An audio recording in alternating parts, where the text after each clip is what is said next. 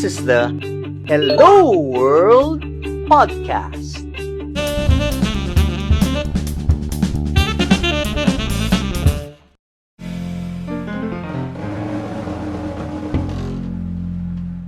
How are you? How's PSTD? And how's the state of L&D in the Philippines holding up, given all of this? Right. So I want to talk about PSTD first. No. So PSTD is not exempt from the effects of the crisis. So as you know, PSTD is a nonprofit organization, and its way of being able to generate funds in order to um, expand its mission of learning, growing, and transforming with the Philippine learning community. Its way of raising funds is in the form of face-to-face trainings, right? It's in the form of face-to-face trainings. But just like any other training outfit, PSTD was affected. Like in March and in April, PSTD had zero funds raised, mainly because, well, the pandemic was up, the community quarantines were in play, and we also didn't have online learning programs during that time, to be perfectly honest. And as you know, because there is no opportunity for face-to-face sessions, we didn't have anything to sell. Did you have John, anything to sell? just to Yeah. clarify, when you said there was no online or digital learning offering, as in zero when the pandemic Yes. happened. Yes. Yes. Okay. So our modules are a lot of the modules are really face to face, based on face to face. No, we didn't have self-paced sessions. We didn't have virtual led training programs because they weren't made for that. We didn't expect this pandemic to hit us that hard, right? I don't think anyone did. No.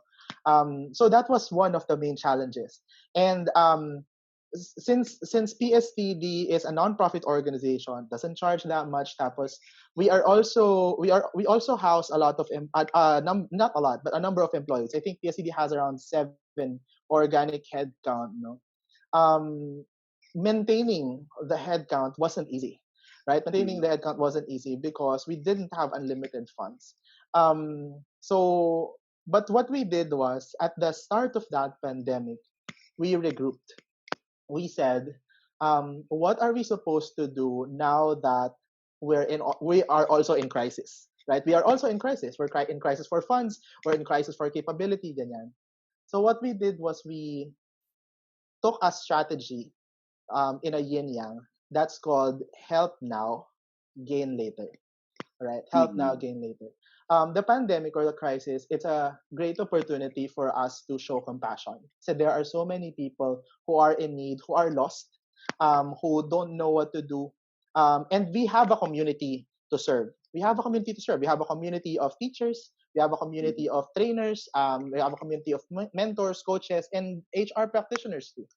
And they are experiencing the tremors of the pandemic as well. So, so the help part was not a question.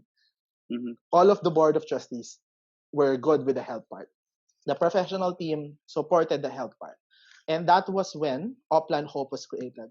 The Upland Hope is a task force then, a temporary task force with a life of 3 months, whose intent was to deliver the help that we need to the community. The idea there was, well, it's a compassion strategy. You give something to the world, eventually it gives back. Diba? Mm-hmm. And that has happened with organizations like Louis Vuitton, who during some financial crisis in the past started to like for example, right now they converted their factories and manufacturing sites into alcohol To produce producing, masks, saka right. masks din yata, no? Mm. Right, and they also produced masks like for the fashion wear, ano, 'di ba? So they produced masks. And these are organizations, and even Ford did this, and San Miguel is doing it now in the Philippines, no.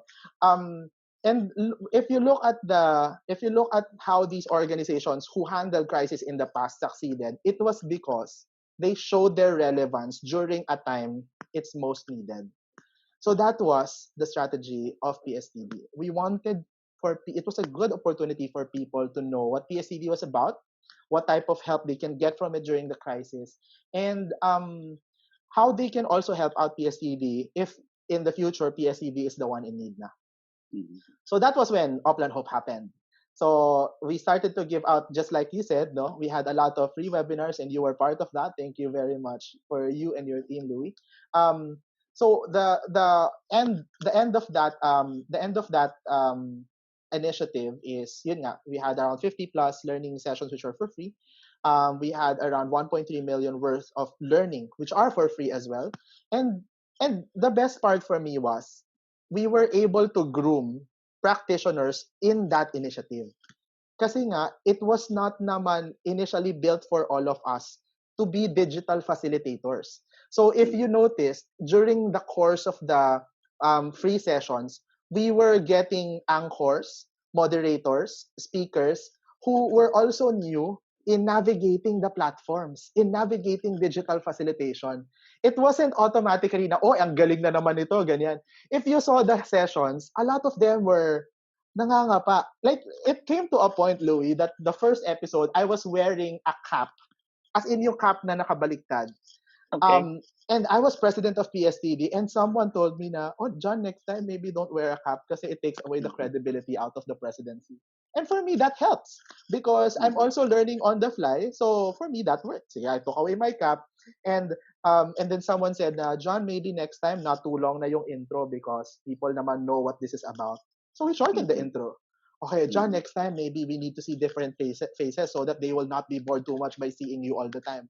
And then we invited other training practitioners to be part of that whole mechanism so that they Mhm. will also learn, so that they will also feel it. And if you look at it, like personalities like Evita Defa, Evita Defa, who started moderating, she's now delivering her own online trainings to her clients. Mhm. See Elvita Robal, who was the president of PSTD before, who just moderated and anchored in some of our sessions, she is now again back on the horse and doing consultancy and training for her own clients.